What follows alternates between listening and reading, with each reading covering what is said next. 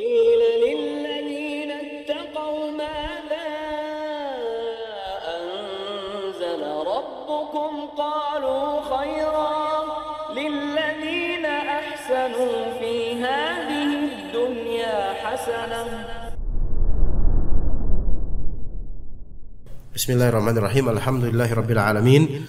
Wassalatu wassalamu ala sayyidil mursalin wa ala alihi washabbihi ajma'in. Amma ba'd. Tadi sejarah tentang Bani Israel kira-kira paham ya, walaupun agak cepat speednya. Paham insyaallah ya, seperti itu ya. Kita mulai dari hadis atau bab 146 dari Sunan An-Nasa'i, babu dzikri ightisali ar-rajuli wal mar'ati min nisa'ihi min ina'in wahid. Yaitu bab disebutkan dalam hadis mandinya seseorang, mandinya pria dan wanita dari istrinya, mandinya seorang suami dan istrinya dari satu wadah. Dari satu wadah. Ya kayak kita biasanya, ya kan? Di rumah ada bak mandi, ya. Itu kan wadah air gitu loh. Kalau nggak pakai shower ya, bak mandi dari satu bak gitu. Maka dikatakan oleh An-Nasa'i, akhbarana Suwaid di hadis 232, akhbarana Suwaid bin Nasr qala anba'ana Abdullah an Hisham wa akhbarana Qutaibah an Malik an Hisham bin Urwa an Abi an Aisyah, dari hadis Aisyah radhiyallahu anha anna Rasulullah sallallahu alaihi wasallam kana yaghtasilu wa ana min ina'in wahidin naghtarifu minhu jami'a. Bahwa saya Rasulullah sallallahu alaihi wasallam mandi dan juga saya mandi dari satu wadah. Kita nanduk bareng-bareng. Kita nanduk, kita apa namanya? Menciduk gayung bersama-sama. Ngerti jemaah, maksudnya jemaah udah nikah semua insyaallah ngerti banget yang seperti ini ya. Tapi ibrahnya di sini pertama yaitu mandi dari wadah yang sama, itu boleh. Dalam keadaan sama-sama junub, enggak masalah. Dan yang kedua, romantisme dalam berkeluarga, ya gitu. Kemudian hadis berikutnya, akhbarana Muhammad bin Abdul A'la qal haddatsana Khalid qal haddatsana Syu'bah qal haddatsani Abdurrahman bin Qasim qal sami'tu Al-Qasim yuhadditsu an Aisyah radhiyallahu anha. Aisyah lagi sama hadis yang sama. Qalat, berkata Aisyah, kuntu aghtasilu ana wa Rasulullah SAW min ina'in wahidin minal janabah. Saya dulu mandi, saya dan Rasulullah mandi bareng dari satu bejana, satu bak misalnya. Ya, mandinya karena junub. Ya, berarti ini menunjukkan apa? Menunjukkan bahwasanya bolehnya mandi junub bareng sama istri. Boleh. Dari satu wadah. Tapi ingat itu naghtarifu jami'an berarti kan menciduk gini. Ya. Adapun kalau mandi berdua di bak mandi, maksudnya dua-duanya masuk ke dalamnya, maka itu tidak pernah dicontohkan. Tapi kalau mau melakukan hal itu sebagai muasyarah yang baik kepada istri, boleh. Karena masalah romantisme itu sebenarnya bebas cuma sekalian. Selama tidak melewati batas ya, yang tidak perlu kita sebutkan di majelis ini karena bukan itu poinnya sebenarnya ya. 234 akhbarana Qutaibah bin Sa'id qala haddatsana Ubaidah bin Humaid an Mansur an Ibrahim an Al-Aswad an Aisyah, sama dari Aisyah radhiyallahu anha qalat laqad ra'aituni unazi'u Rasulullah sallallahu alaihi wasallam al-ina'a aghtasilu ana wa huwa minhu. Laqad ra'aituni, yaitu aku melihat diriku sendiri ya, unazi'u Rasulullah SAW al-ina, yaitu saling berebutan ya dengan Rasulullah SAW dalam urusan air bejana. Jadi unazi'u yaitu, jadi maknanya unazi'u ana wa Rasulullah atau unazi'u Rasulullah ditafsirkan yaitu ana ajruhu ila nafsi wa huwa yajru ila nafsihi, yaitu apa? Kayak rebut-rebutan gayung gitu loh. Ya. Ya. Gimana Pak? Pernah kayak gitu enggak Pak? Lupa ya karena itu zaman jebot banget ya Pak ya. Sekarang kalau udah tua itu kayaknya nggak gitu lagi Pak ya. Udah nggak seperti itu lagi ya mungkin. Tapi Rasulullah itu ketika menikah udah usia berapa? Beliau udah 40 ke atas pastinya. Jadi sebenarnya untuk romantisme itu kan nggak kenal usia, mau usia berapa gitu kan. Ya bisa aja kalau udah usia 60 tahun masih kayak gini, ya nggak apa-apa. Dan itu ibadah loh jemaah. Itu termasuk ibadah. Ya. Makanya kata para ulama wa hadza min husni usratihi ma'a ahlihi. Ini termasuk di antara bukti bagusnya perangai Rasulullah terhadap istrinya. Jadi setua apapun tetap sayang gitu, tetap lucu-lucuan gitu, tetap bercanda sama istrinya. Enggak bukan berarti makin tua makin apa namanya tegang gitu ya. Istri jatuh dikit, periksa matamu besok ke dokter gitu misalnya. Enggak. Tetap ya kita bercanda-canda. Itu termasuk ibadah. Dia dalam hadis juga atau tidak tahu asar atau hadis yang intinya adalah di antara kelalaian yang diperbolehkan adalah ngomong nggak penting dengan istri, bercengkrama, padahal ngomong aja nggak penting. Tahu nggak Beb? Tadi aku tuh lihat undur-undur di rumah kosong. Apa coba? Ngapain ceritain kayak gitu? Enggak. Tapi itu kan nggak penting. Tapi menjadi penting dalam Islam ketika itu menjadi salah satu cara untuk romantis terhadap istri atau muasyarah. Kata Allah Azza wa Jalla, wa'ashiruhunna bil ma'ruf. Dan berikanlah muasyarah terhadap muasyarah itu perangai enak ya, perlakuan baik kepada para istri dengan cara yang ma'ruf, dengan cara yang secara urf itu dianggap wajar. Iya.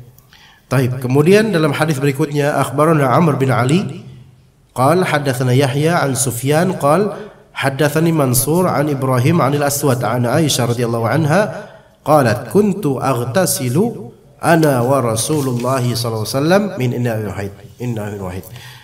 Ya begitu juga ya nanti hadis berikutnya di sini Aisyah mengatakan saya mandi bersama Rasulullah SAW dari satu wadah.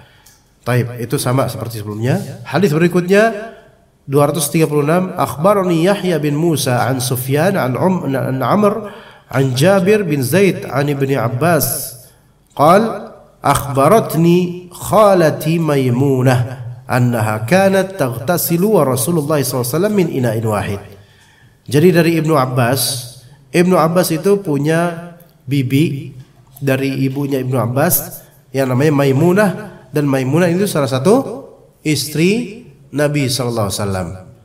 Nah, jadi Ibnu Abbas ini yaitu ponakan sama bibi itu mahram. Ponakan sama bibi itu mahram.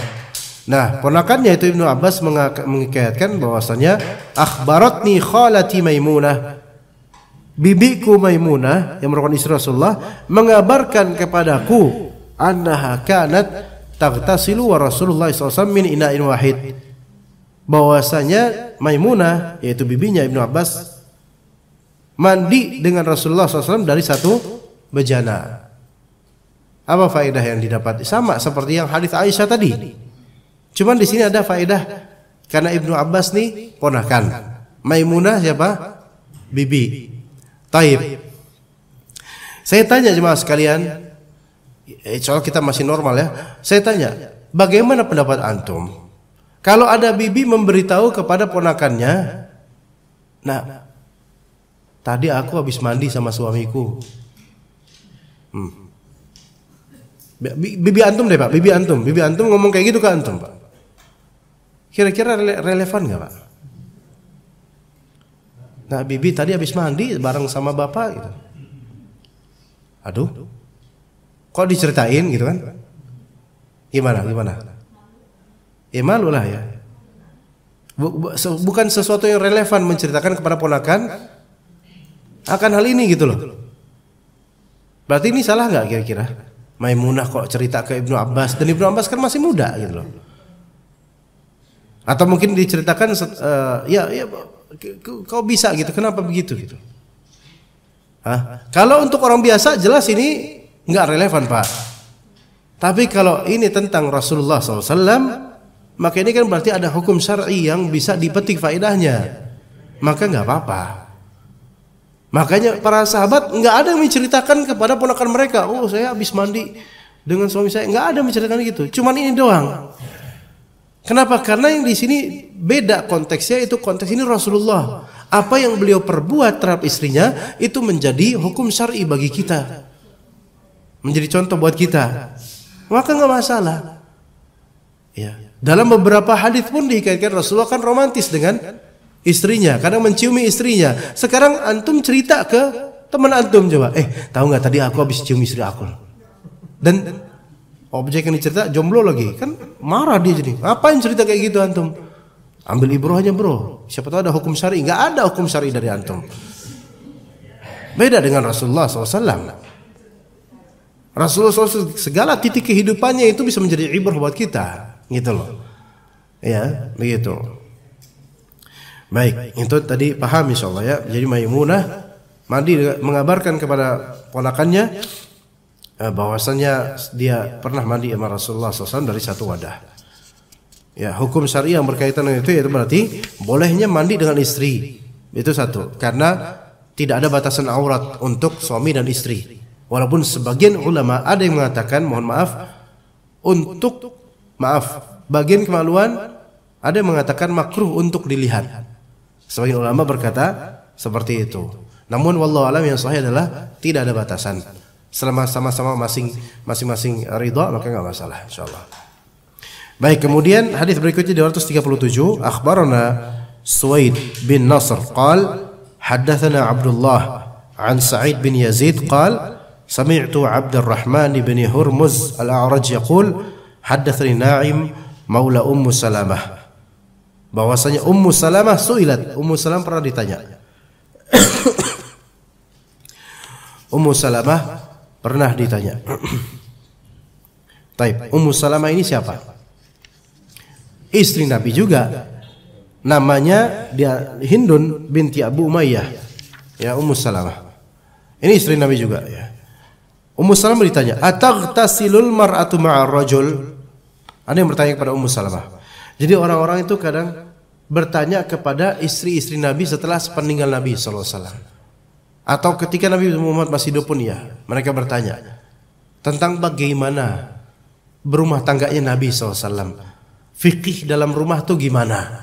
Itu ditanya, terutama Aisyah, karena Aisyah yang paling pinter dari semua istri Nabi. Aisyah yang paling cerdas, ya, dan yang paling lama bersama Nabi SAW. Iya, paling lama, dan dari segi pembagian malam paling banyak Aisyah dapat, karena Saudah pun menghibahkan malamnya untuk Aisyah radhiyallahu, dan itu boleh kalau memang ridha salah satu istrinya itu. Ya begitu, maka banyak para sahabat itu bertanya kepada istri Nabi. Iya. Ya, baik sahabat perempuan maupun sahabat laki-laki, karena sahabat laki-laki tidak akan mungkin menikah dengan istri-istri Nabi, karena itu ada larangannya, nggak boleh. Mereka bertanya seperlunya kepada istri-istri Nabi. Dulu Nabi ngapain? Dulu Nabi gini, ditanya untuk mengetahui hukum syar'i dari itu. Iya. Adapun kalau misalnya jemaah nanya kepada istri Ustaz, ummahat misalnya nanya kepada istri Ustaz, kalau misalnya itu ngapain sih Ustaz? Itu malah justru jadi bahan curiga nanti. Nanti ngapain nanya-nanya terus tentang suami anak? Mau apa nih? Ya kan? Beda konteksnya kalau itu. Kalau Rasulullah konteksnya adalah apa yang dia lakukan menjadi hukum syar'i gitu loh, yang patut kita contoh. Taib. Ataghtasil mar'atu ma'ar-rajul, apakah boleh perempuan mandi bareng laki-laki? Maksudnya suami istri mandi bareng, boleh enggak? Nah, boleh kata Ummu Salamah, na'am boleh. Istri mandi bareng dengan suami. Idza kanatil mar'atu kayyisah, kalau misalnya perempuan ini kayyisah itu artinya aqilah, labibah, berakal. Ya, maksudnya bisa menjaga baiknya adab dalam penggunaan air, maksudnya normal, perempuan normal. Maka enggak masalah kalau misalnya mandi bareng dengan suaminya. Ra'aituni wa Rasulullah SAW naghtasil min mirkan wahid. Saya melihat diri saya, mendapatkan diri saya dan Rasulullah SAW itu mandi dari satu cidukan yang sama. Ya, maksudnya dari apa? Dari wadah, dari alat yang sama, satu gayung yang sama. Ya, jadi nggak masalah. Nufidu ala aidina hatta nunqiyahuma thumma nufidu 'alaiha al-ma'. Jadi di situ pun kita saling menyirami gitu loh. Dengan tangan kita saling ya nggak usah dijabarkan lebih, ini antum tahu lah Pak gimana caranya. Misalnya nyirami istri nyirami suami gitu. Ya nggak usah lah ya. Ini lagi kajian soalnya ya. Ya seperti itu. Ya. Hal-hal seperti ini dilakukan antara suami istri, ibadah gitu loh. Ibadah Pak. Bagus gitu loh. Ya. Baik, kemudian bab berikutnya, bab dzikrun nahyi 'anil ightisali bi fadlil junub. Bab adanya sebutan hadis yang menyebutkan apa? Menyebutkan larangan mandi dengan sisa dari mandinya orang junub. Ya, di sini lihat 238, akhbarana Qutaibah qala haddatsana Abu Awanah an Dawud al-Audi an Humaid bin Abdurrahman qala laqitu rajulan sahiban Nabiy sallallahu alaihi wasallam kama sahibahu Abu Hurairah 4 sinin. Kata Humaid bin Abdurrahman, saya bertemu dengan seorang pria yang telah bersahabat dengan Rasulullah SAW, menjadi sahabat Rasul, sebagaimana dia juga bersahabat dengan Abu Hurairah selama 4 tahun. Kata sahabat tersebut, naha Rasulullah SAW an yamtashita ahaduna kulla yaum. Yang pertama, Rasulullah SAW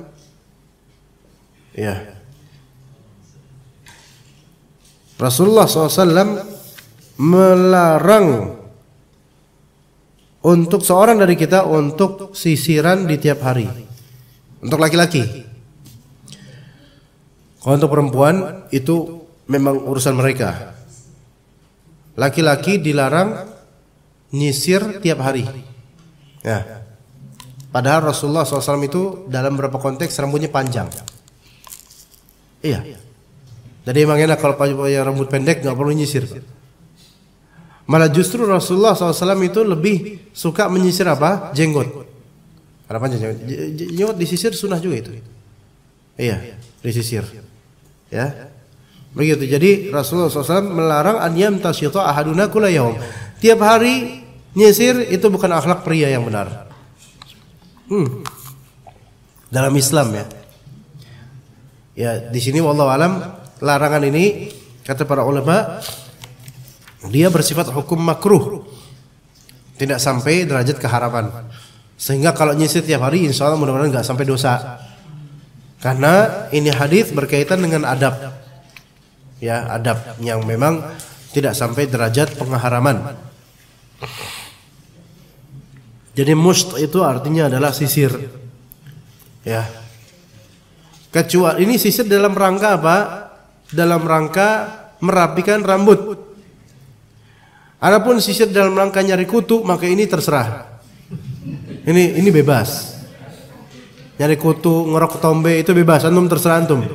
Apalagi kalau emang butuh karena tiap hari memproduksi ketombe yang berlebih misalnya disisir sama bininya misalnya supaya keluar ketombe-tombenya, maka itu enggak masuk dalam hadis ini. Ini ayam tasyitu ahaduna maksudnya itu nyisir untuk merapikan rambut. Jangan tiap hari. Au yabula fi mughtasalih, dilarang pula untuk kencing di tempat mandinya dia. Enggak boleh. Ya. Mughtasal yaitu maudhi'ul ightisal, tempat mandi. Coba gimana? Kencing di tempat mandi. Bukan di kamar mandi, bukan kamar mandi ya tempat kencing, silahkan kencing di situ. Karena kita udah punya WC gitu apa toilet gitu. Maksudnya apa sekarang? Mughtasal di sini maksudnya apa coba? Bisa bak mandi. Bisa bak mandi ya. Atau memang di kamar mandi yang di situ tidak ngalir airnya gitu loh, apa ya? Gimana? Paham nggak jemaah? kadang ada beberapa kamar mandi yang error saluran ininya loh, sehingga tuh ada tergenang tuh kan jijik banget tuh.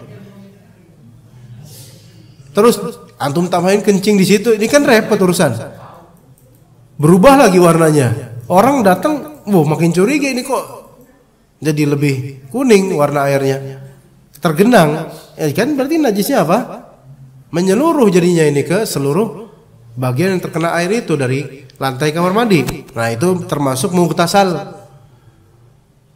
Termasuk mughtasal yaitu bejana yang antum mandi di situ gitu loh. Baik menciduk dari situ atau nyelupin diri di situ. Ya. Maka dilarang. Misal ada bak mandi gede tuh yang kita bisa tiduran di situ tuh. Ya kan? Bathtub, iya bathtub. Ya. Sebenarnya semua bak mandi ya bathtub karena bathtub artinya bak mandi ya. Nah, sambil berendam sekali dayung 2 pulau terlampaui, sekali berendam sekali kencing Nah ini kan bahlul juga namanya dia. Sekarang kalau misalnya dia mandi junub, oke, dia niatin mandi junub. Ini bak mandi ceritanya. Ya mandi junub, udah niatan mandi junub nih, masukin kaki, rendemin badan, pala masih di atas kan? Kencing biar anget airnya gitu. Kencing. Taib. Habis itu ya udah, habis itu kepala kan? Oke, apa hukum mandi junubnya? Sah atau tidak? A. Sah. B. Tidak. C. Wallahu alam. Subhat. Tidak sah, Pak. Kenapa? Karena ketika dia kencing itu memang badan sudah terkena air junub, air suci menyucikan, oke. Namun kepalanya kan masih kering belum. Tadi kan ceritanya gitu. Dia kencing, maka air itu kan udah terkontaminasi dengan najis. Ketika diceburkan palanya, berarti itu kan udah masuk air najis gitu. Dan untuk bersuci dari junub, mandinya harus pakai air yang suci menyucikan. Gimana? Bisa paham di sini. Maka yang kurang ini palanya. Dan juga sebenarnya badannya habis itu juga harus mandi beneran lagi dia. Karena apa? Ini badannya udah nempel semua dengan efek najis kencingnya. Begitu. Jadi nggak boleh seseorang kencing baik diam-diam terang-terangan ngabarin atau WhatsAppin orang untuk apa? Saya kencing loh tadi di tempat mandi saya. Nggak boleh. Tapi bagaimana konteksnya kalau di kolam renang? Itu kan termasuk kencing di tempat mandinya dia gitu loh. Maka di sini konteksnya diperhatikan. Kalau kolam renang itu dia kencing di situ, itu berpengaruh terhadap air atau terhadap orang yang di sekitar situ, maka jelas nggak boleh. Karena ada kolam renang yang kecil gitu loh. Tapi kalau kolam renangnya luas, lebar, dan airnya juga ngalir dari sumber mata air, dan air kencingnya dia itu nggak bakal berpengaruh lah insya Allah karena ngalir lah gitu, maka nggak masalah kalau air kencing. Tapi kalau BAB ya itu masalah, itu mau air kayak gimana juga kolam renang umum ya masalah ya, gitu ya begitu cuma. Jadi dilarang untuk yabul fi mughtasalih, kencing di tempat mandinya dia. Oke. Au yaghtasila rajulu bi fadlil mar'ah wal mar'atu bi fadlir rajul. Dan juga di sini dilarang laki-laki mandi bekas perempuan dan perempuan mandi bekas laki-laki. Ini larangan memang. Lah, kok seolah-olah bertentangan gitu loh. Maksudnya bekas di sini bukan bekas, sisa. Ya. Wal yaghtarifa jami'an, hendaknya mandi bareng aja gitu kata Nabi SAW, yaitu bareng-bareng istri dan suami itu mandi bareng. Jangan istri dulu mandi terus sisanya habis itu baru suami mandi dan sebaliknya, jangan. Dan kata para ulama di sini larangan ini yang ini bukan larangan haram melainkan untuk tanzih, yaitu untuk makruh saja. Artinya gini, kan kita mandi pakai bak gitu ya. Istri dulu yang mandi, sisanya suami. Dan atau sebaliknya, suami dulu yang mandi, sisanya tinggal istri, buat istri. Itu makruh. Maka Rasulullah mengatakan wal yaghtarifa jami'an, hendaknya suami istri ini bareng-bareng aja kalau gitu mandi dari wadah yang sama. Itu.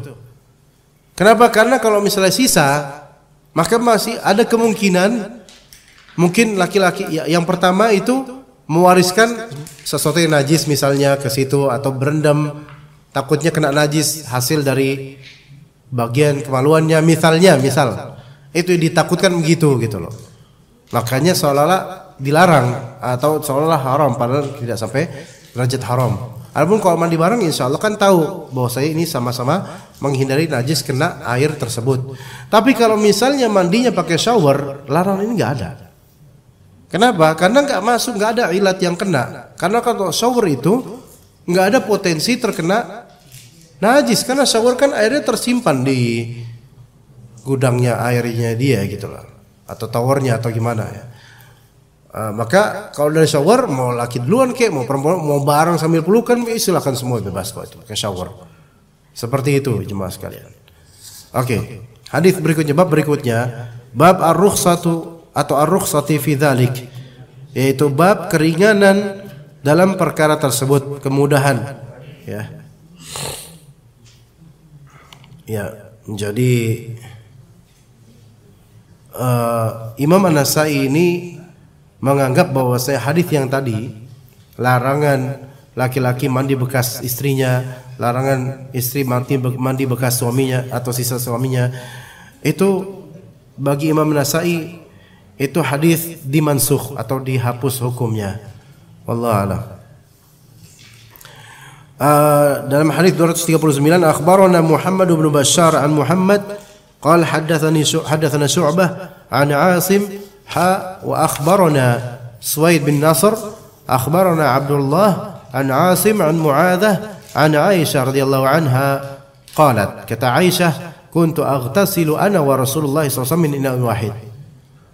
Saya pernah mandi dengan Rasulullah SAW dari satu wadah. Yubadiruni wa ubadiruhu hatta yaqul da'i li. Ya. Jadi di sini Aisyah dan Rasulullah SAW yaitu saling mendahului satu sama lain. Duluan. Tapi Rasul juga pengen duluan. Yang dalam riwayat tadi yaitu saling rebut-rebutan gitu. Ya itulah yang dilakukan di kamar mandi bersama suami istri. Ya, ini juga menunjukkan bahwasanya ya Aisyah mungkin mandi sisa dari Rasulullah karena misalnya Rasulullah duluan. Berarti kan ayat di sini sisa dari Rasulullah SAW. Aisyah ciduk untuk dirinya dari sisa dari apa yang Rasulullah pakai tadi. Jadi sebenarnya air tersebut yang di bejana atau di kolam atau bak mandi itu tidak ada pengaruhnya insyaallah. Ya, tidak ada pengaruhnya dari cidukan-cidukan masing-masing.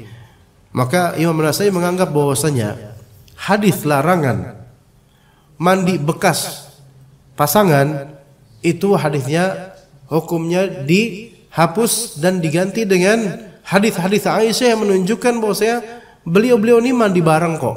Dan yang namanya mandi bareng yubadiruni wa ubadiruhu, yaitu kadang aku duluan, kadang Rasulullah duluan, itu menunjukkan bahwasanya air sisa dari lawan jenis itu tidak ada pengaruhnya, tidak terpengaruh dengan apapun. Ya begitu, wallahu a'lam. Hukumnya udah berubah. Sampai Rasulullah bilang da'li yaitu yaitu ini biarkan ini buat saya, ini saya duluan seperti itu ya. Jadi seperti itu di kamar mandi untuk mandi bareng bersama dengan pasangan. Ya. Sampai hadis berapa sih jemaah? Di judul sampai hadis berapa? 240. Tapi berarti ini terakhir. 149 bab dzikril ightisal fil qas'ati allati yu'janu fiha. Ya. bab adanya hadis riwayat mandi di qas'ah. Apa itu qas'ah? Apa itu qas'ah? Qas'ah itu nampan. Ya. Qas'ah itu nampan. Makanya orang-orang Arab Indo itu manggil orang ganteng gas'ah. Coba. Orang ganteng gas'ah. Ente gas'ah banget ente. Gas'ah. Kenapa gas'ah? Dari kata qas'ah. Qas'ah artinya apa, Pak? Tadi nampan. Berarti gas'ah artinya tampan. Iya, diubah ya. Gas'ah, ente gas'ah. Ya, qas'ah. Ya. Dan nampan zaman dulu gitu, ya. Kalau zaman dulu mereka beliau-beliau itu mandi dengan irit air gitu. Karena memang daerahnya enggak sebanyak sekarang airnya. Dan juga karena memang sunnahnya mandi itu atau wudu itu irit. Ya, tidak mubadzir. Ya. Taib, dan nampan tersebut yu'janu fiha. Ya, itu nampan tersebut ada minyak-minyaknya gitu. Ada apa ya? Bukan minyak ya. Semacam campur. Jadi ma'jun. Kalau ma'jun itu bahasa kita sekarang kayak pasta gigi. Ya, entah pasta gigi atau sedikit sabun dan semisalnya itu. Jadi ada zat yang suci yang nempel di nampan tersebut. Gimana sih jemaah nampan? Kadang-kadang kan nampan itu kan ada yang nempel dari sisa makanan atau mungkin dari minyak, ya, dan semisal itulah, ya, mentega misalnya, ya. Jadi hal-hal kayak gitu, kayak pasta gigi, mentega, yang kayak gitu ma'jun itu namanya. Ya. Dalam hadis di sini, akhbarana Muhammad bin Bashar, qala hadatsana Abdurrahman, qala hadatsana Ibrahim bin Nafi' an ibni Abi Najih an Mujahid an Ummi Hani. Ini hadis dari Ummu Hani radhiyallahu anha.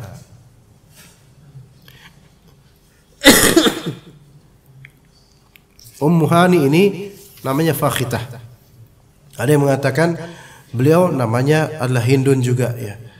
Taib, dari Ummu Hani radhiyallahu anha, anna Rasulullah SAW ightasala huwa wa Maimunah min ina'in wahidin fi qas'atin fiha atharul ajin. Bahwasanya Rasulullah SAW mandi bersama Maimunah dari satu wadah tersebut berupa qas'ah, nampan. Di nampan tersebut ada bekas dari semacam apa sih, sesuatu yang kayak odol, kayak mentega itu apa sih namanya? Lengket-lengket gitu loh, apa sih namanya? Di Indonesia ada nggak nama itu, hal seperti itu? Gel. Sisa nempel dari makanan atau apalah gitulah. Nggak kerak juga, beda kalau kerak. Ya pokoknya sesuatu yang licin nempel gitu loh. Tapi dia suci gitu loh, dan nggak mengubah air tersebut. Ya.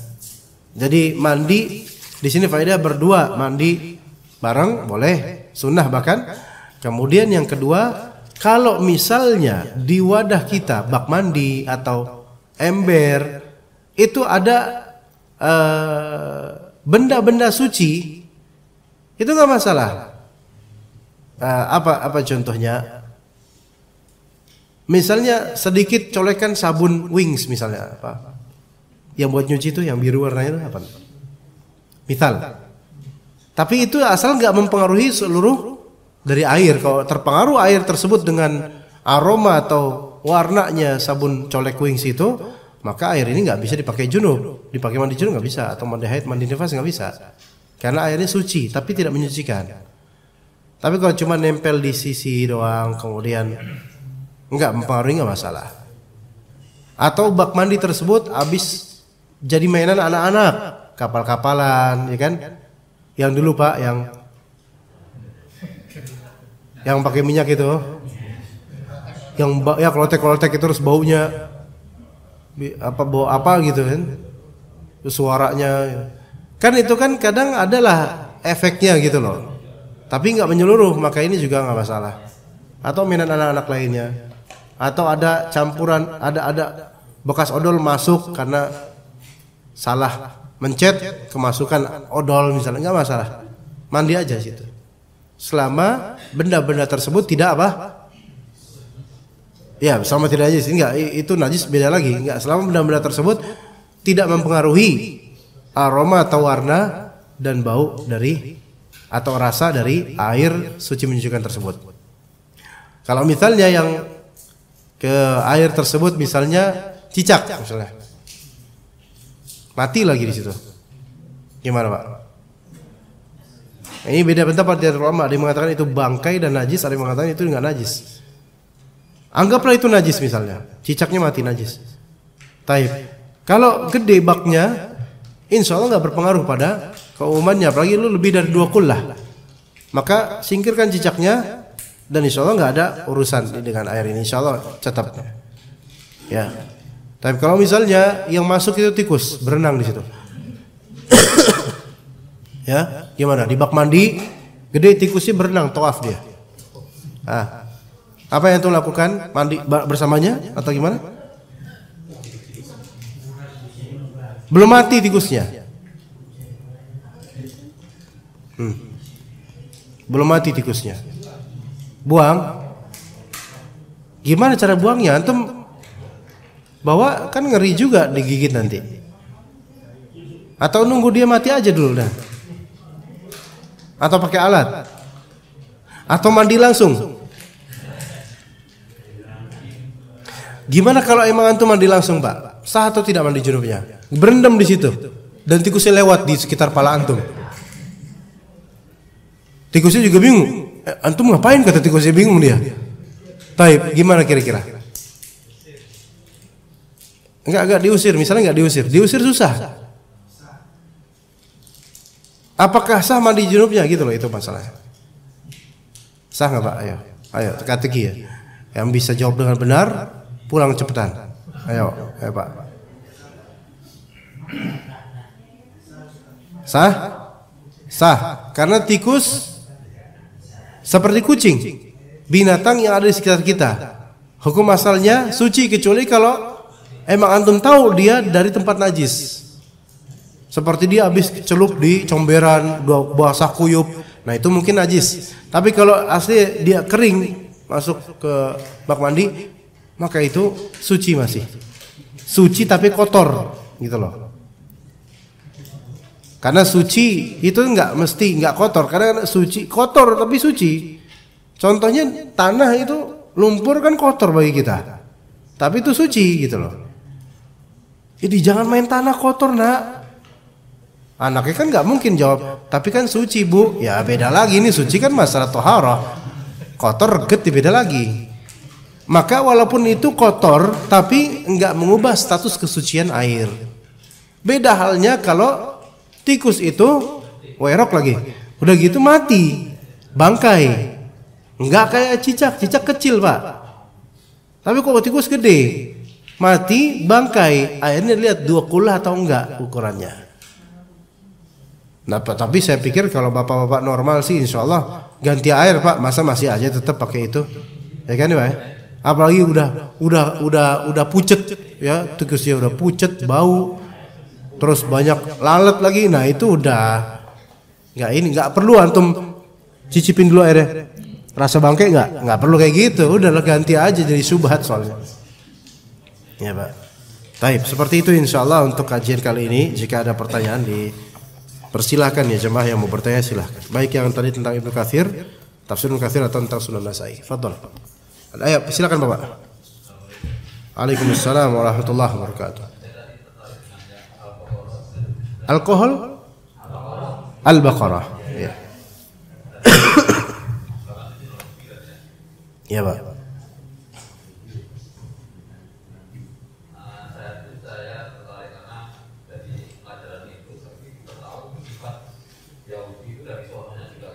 Iya, betul. Kalau mau ngapain, Pak? Mau mental mereka Yahudi nggak bisa. terkait dengan masalah kemerdekaan Palestina nantinya ini kan. Jadi kalau kita lihat dari situ, nah yang sebenarnya saya ingin tanyakan, Palestina itu lebih dulu mana Pak? Palestina sama Israel tinggal di wilayah yang sekarang ini. Karena kan kalau menurut sejarahnya itu dari Al-Quran ini negaranya Israel lebih dulu ya. Dan itu sudah diklaim mereka dalam Israel diburu. Israel lebih dulu dari sini dulu. Lebih dulu, oke. Tinggal di wilayah Iya. wilayah mereka itu. Nah, sementara di sidang PBB itu mereka saling berduel mengajukan klaim-klaim bahkan termasuk dari kitab-kitab suci itu bahwa mereka lebih dulu itu bukan dulu dari sini. Nah, kalau kita dari sini itu biasanya dari Al-Quran ini dari sejarahnya orang Yahudi atau orang Arab yang tinggal di situ itu kelihatannya Israel ya kalau saya dalam ini. Dari sini tadi saja biasanya orang Israel lebih duluan. Nah, tapi juga saya ingin tahu sebenarnya orang Palestina ini dari Arab yang mana gitu loh. Apakah memang ini pendatang atau memang asli kalau dia dari situ? Iya, baik. Prosesnya bagaimana Pak? Atau melihat bahwa sepertinya Israel Palestina ini gimana benang merahnya gitu apa? Iya. Waalaikumsalam warahmatullahi wabarakatuh. Yang berhak tinggal di tanah Palestina dan menikmati kebaikan Baitul Maqdis itu adalah orang-orang yang muslim. Mau dia dari kalangan Bani Israel atau Jawa, Wonosobo, manapun itu. Karena Baitul Maqdis rumah Allah Azza wa Jalla. Tapi mereka kan menganggap itu adalah rumah mereka, Pak. Yang mana itu mereka tidak berhak. Di sini bukan hanya masalah mana yang lebih dulu. Kalau cuma ditarik masalah mana yang lebih dulu, ya keturunan dari Bani Israel ya lebih dulu jelas. Karena Nabi Ibrahim di situ dulu. Begitu loh, Pak. Sekarang kita kembalikan ke Nabi Ibrahim dan ajarannya. Karena dalam Al-Quran di surat Al-Baqarah berkali-kali millata Ibrahim Hanifa, ya disebutkan berkali-kali. Enggak disebutkan dalam Al-Quran siapa yang lebih dulu menempati. Bukan itu masalahnya. Nah sekarang apakah orang-orang Bani Israel keturunan Nabi Ibrahim, Pak? Iya. Taib. Orang-orang Arab Palestina keturunan Nabi Ibrahim kan? Iya. Semua Arab di Jazirah Arab, Arab di Syam, Arab di Irak, semuanya itu ya dari Nabi Ibrahim. Taib. Orang-orang Bani Israel juga dari Nabi Ibrahim. Karena Ibrahim, Ismail dan Ishak. Dari Ismail inilah orang Arab. Dari Ishak inilah orang-orang Bani Israel nanti.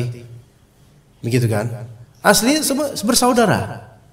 Ketika memang itu saudara, sebenarnya nggak usah ngomongin mana yang lebih dulu karena bapak kita sama-sama di sini dulu gitu loh. Nah, artinya nggak ada perebutan antar ras di sini. Seharusnya begitu, Pak. Tapi orang-orang Bani Israel mengklaim bahwasanya merekalah yang lebih dulu di situ. Kalau mau kayak gitu, orang Arab juga bisa mengklaim, ya bapak nenek moyang kita juga di sini sama-sama Nabi Ibrahim. Gimana paham nggak, Pak, maksudnya sini? Karena orang-orang Yahudi itu beralasan yang di sini itu adalah Nabi Yakub dan Nabi Ishak. Oke, kalau mereka bilang Nabi Ibrahim juga dulu Abraham di sini, Ibrahim bapak kita. Orang Arab juga berhak untuk ngomong, loh, kan bapak kita juga Ibrahim juga, gitu kan? Itu satu. Ya. Yang mungkin kurang relevan, tiba-tiba ada orang Salatiga datang, saya berhak di sini. Ini kan nggak ada urusan orang Salatiga. Karena Salatiga bukan Bani Israel, bukan Arab juga gitu kan. Kejawen, beda ini. Ya kan? Nah, itu sampai sini mau Arab, mau Bani Israel. Itu dari segi suku, nggak ada yang harus lebih berhak atau nggak lebih berhak. Bukan dari segi sukunya. Bukan dari segi kabilahnya. Karena itu saudara semuanya sebenarnya. Dari segi nasab ke Ibrahim semua. Maka yang kita perhatikan sekarang adalah bukan lebih dulu, karena sama-sama dulu, yaitu Nabi Ibrahim. Adalah apa?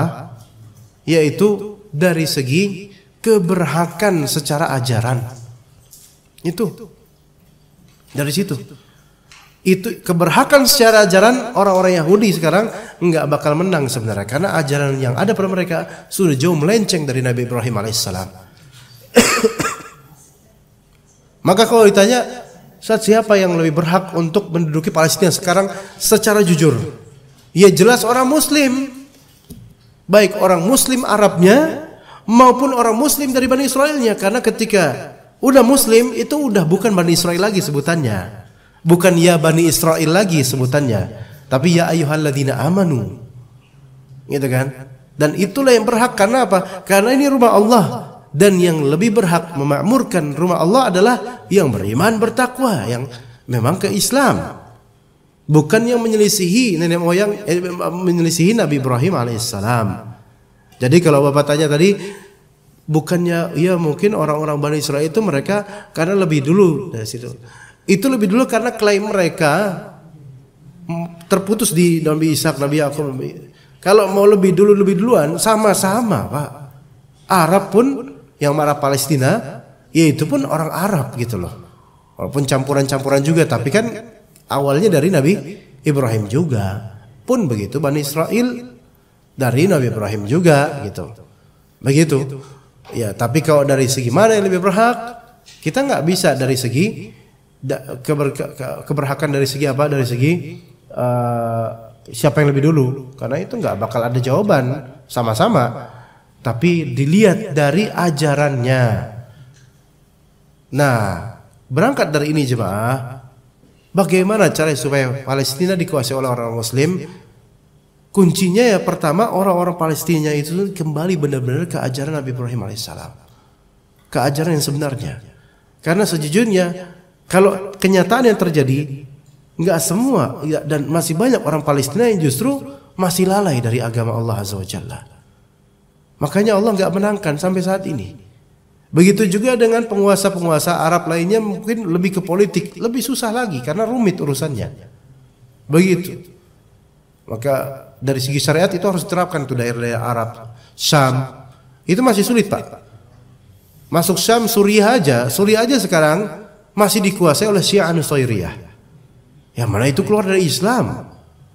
Ya, misalnya Bashar Assad yang waktu itu tahun berapa itu membantai banyak warganya dengan pembantaian yang belum pernah ada seperti itu. Ya mungkin Hitler bisa seperti itu, tapi ini masya Allah warganya sendiri digituin. Itu Syiah Nusairiyah. Ya, dan Syiah itu juga proyek Yahudi juga gitu. Jadi ya masih ada proyek-proyek Yahudi yang di beberapa negara yang menyulitkan untuk diplomasi seperti ini, sulit Pak. Nggak semudah kita harus langsung berjuang save Palestina. Iya, kita promosikan itu, tetapi kenyataannya banyak kaum muslimin yang belum kembali ke agama Allah sehingga izzahnya itu belum dapat.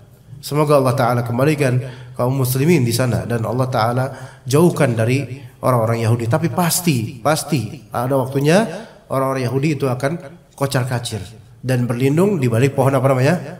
Gharqad. Itu pasti, itu absolut itu. Tapi nggak tahu kapan, gitu loh. Dan ketika itu emang Muslim izzahnya kuat karena menjalani perintah Allah Azza wa Jalla. Jadi keberhakan yang benar adalah untuk beribadah di Baitul Maqdis ala kaum muslimin jelas. Ada kaum muslimin. Adapun tembok ratapan itu bid'ah, itu semua tidak ada sebenarnya dalam Islam. Itu buat-buatan Yahudi saja tembok ratapan. Semua tanah itu yang lebih berhak menguasainya adalah orang-orang Muslim. Kalau misalnya mereka beralasan bahwa ini adalah termasuk promised land, yaitu negeri yang dijanjikan oleh Tuhan. Kalau emang itu ada di kitab mereka, ketahuilah kalau emang itu asli, negeri yang dijanjikan Tuhan, yaitu Allah Azza wa Jalla, adalah negeri yang menjalankan syariat Allah, bukan negeri yang menjalankan syariat Zionisme. Ini hanya sementara sih. Suatu saat Zionis itu, Yahudi itu insya Allah akan Allah singkirkan pada waktunya, tapi Allah tidak akan mengubah sampai kaum muslimin ayo kita menjalankan syariat Allah Azza wa Jalla. Begitu Bapak. Ya jadi ya sama-sama sebenarnya. Bisa live together dan asalnya orang-orang Bani Israel muslimun gitu loh. Kecuali yang Yahudi yang kafir. Aslinya muslimun mereka. Pengikut para nabi. Ya begitu, wallahu a'lam. Ibu-ibu, ada pertanyaan ibu-ibu? Tadi ada pertanyaan sini ya. Ini dari bapak atau ibu ini? Bapak. Assalamualaikum warahmatullahi wabarakatuh. Waalaikumsalam warahmatullahi wabarakatuh. Hayakallah ya Ustaz. Ketika sepasang suami istri mandi janabah berdua, lalu setelah wudu di dalam mandi janabah, lalu mereka bersentuhan satu sama lain, Apakah sentuhannya di antara mereka itu membatalkan wudu mereka? Kalau sentuhannya sentuhan nafsu, iya. Tapi kalau sentuhannya sentuhan kebutuhan, maksudnya kebutuhan di sini, ya mandiin, iniin sabun atau apa, nggak masalah. Atau meluk semata nggak masalah. Yang penting tidak ada potensi rangsangan di situ, gitu loh, gitu ya. Seperti itu cuma. Ya jadi nggak masalah. Dan dia kalau mandi junub bareng, nggak perlu wudu lagi, nggak perlu wudu lagi. Walaupun mandi junub bareng, berduaan, nggak perlu wudu lagi. Tidak ada teriwayatkan untuk itu. Ya karena hadas besarnya sudah hilang, maka hadas kecil lebih hilang lagi. Maka dilanjut aja, habis itu mau sholat kayak mau tahajud bareng kayak silahkan. Tapi dalam sentuhan itu tidak ada syahwat di situ. Ya seperti itu. Wallahu a'lam. Oke, cukup insyaallah sampai sini karena Anda juga harus pergi setelah ini. Ya jazakumullah khairal jaza atas kehadirannya. Barakallahu fikum jami'an. Wa sallallahu ala nabiyyina Muhammadin wa ala alihi wa sahbihi ajma'in. Subhanakallahumma bihamdika asyhadu an la ilaha illa anta astaghfiruka wa atubu ilaik. Assalamualaikum warahmatullahi wabarakatuh.